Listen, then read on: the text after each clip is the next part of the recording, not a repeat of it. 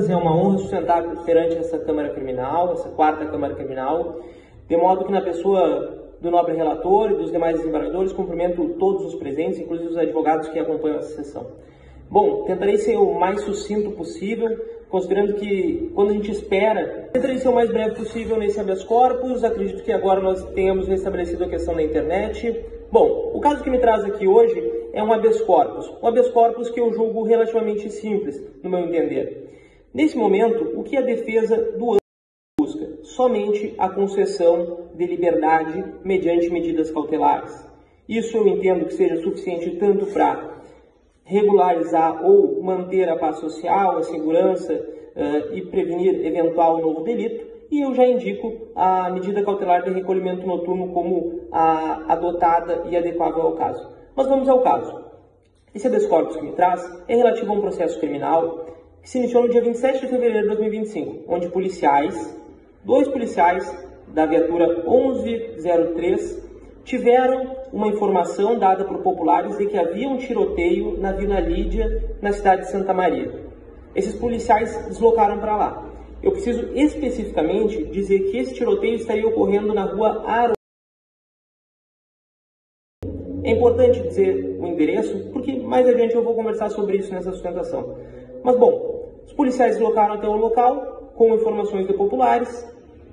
Como todo local em que há um tiroteio, onde há alguma questão criminosa, os curiosos, as pessoas vão e fazem um círculo na volta e ficam vendo, tentando entender o que aconteceu. E segundo os policiais, populares lhes disseram que o cara da moto está armado. O cara da moto foi abordado. Esse sujeito é o cliente. De fato, estava com uma arma. O que acontece? Ele é levado à delegacia e é feita a audiência de custódia. Em delegacia, os policiais relataram como se ele tivesse participado desse tiroteio, que foi o que originou tudo. Ele, na verdade, foi preso somente com a arma. Isso, claro, é ilegal, é ilícito, mas nós precisamos pormenorizar exatamente qual é a conduta dele. Bom, na audiência de custódia, sua prisão foi convertida em prisão preventiva. Sobretudo, o magistrado teve um ponto principal, a questão do perigo à ordem pública. Esse perigo à ordem pública, ele dividiu em outras 3 questões, e eu vou lhes listar. A materialidade e autoria, o que plenamente existe, foi pego com essa arma de fogo, a questão da reincidência do e porque possivelmente haveria um crime mais grave que teria sido cometido anteriormente, qual seja o tiroteio, o disparo de arma de fogo, uma tentativa de homicídio, enfim, algo relacionado aos disparos que levaram os policiais ao local. Bom, materialidade e autoria, ok, não há o que discutir.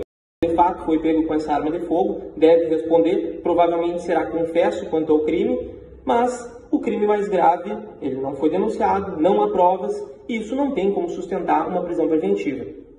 Primeiro ponto, como eu falei sobre o endereço onde Anderson foi preso, preciso dizer que lá é a casa do... Houve um tiroteio na frente da casa dele, ele voltou, ele estava em um bar, voltou para ir ver esse tiroteio, policiais o viram, o abordaram e pegaram com a arma.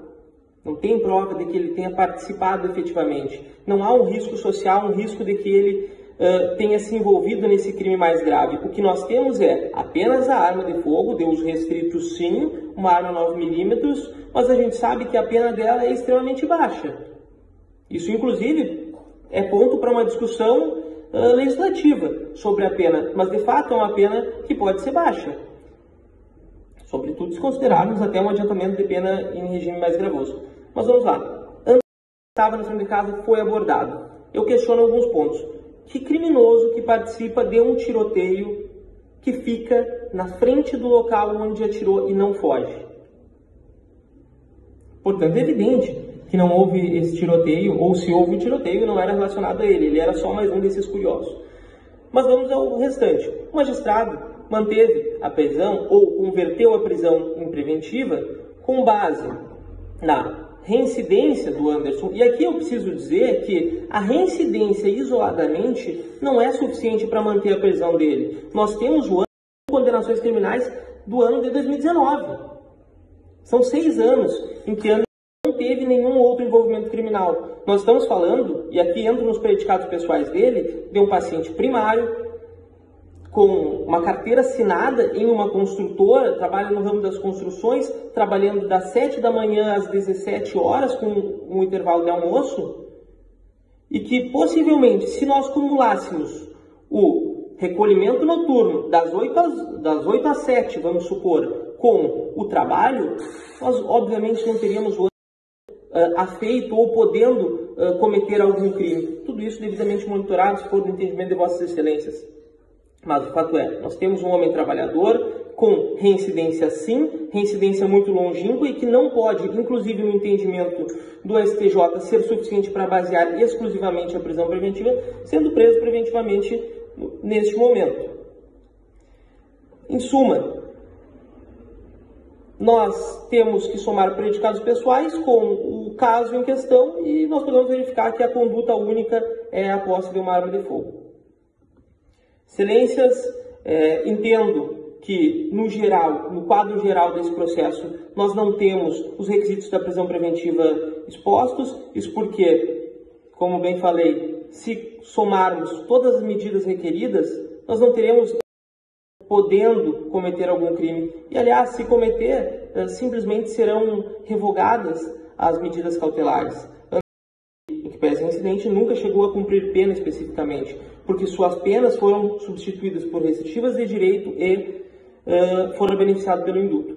Então, assim, Excelências, requer a concessão da ordem com a liberdade de mediante a aplicação de medidas cautelares, tais como o recolhimento noturno e aos finais de semana.